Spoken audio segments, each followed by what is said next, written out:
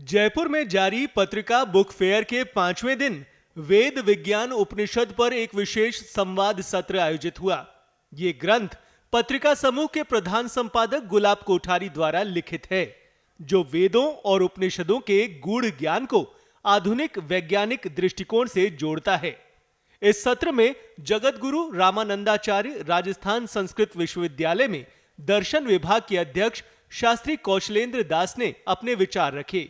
उन्होंने कहा कि वेदों में निहित ज्ञान न सिर्फ आध्यात्मिक बल्कि वैज्ञानिक दृष्टि से भी अत्यंत महत्वपूर्ण है। उन्होंने कहा कि गुलाब कोठारी द्वारा लिखित ये ग्रंथ वेदों और उपनिषदों की जटिलता को सरल भाषा में प्रस्तुत करता है, जिससे आम पाठक भी इसे सहजता से समझ सके। कार्यक्रम में बड़ी संख्या में साहित्य प्रेमी, शोधार्थी और संस्कृत विद्वान शामिल हुए। इस दौरान वेदों, उपनिषदों और भारतीय दर्शन पर भी चर्चा हुई।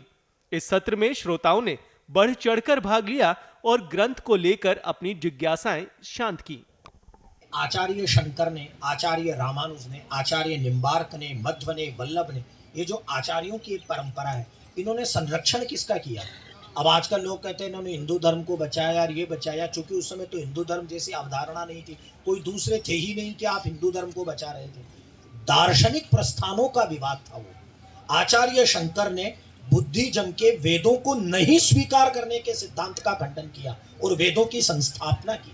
रामानुजाचार्य ने चार्वाक जैन बौद्धों के द्वारा वेदों की सर्वोत्कृष्टता को, सर्वोच्चता को, सर्व प्रामाण्य को अस्वीकार करने का जो क्रम था, उसका विरोध करके वेदों के सर्वोत्कृष्टत्व को स्वीकार किया। अर्थात जितने आचार्य हैं, जितने सिद्धांत हैं, ये सारे लोग मिलकर के काम करते हैं वेद को बचाने के लिए।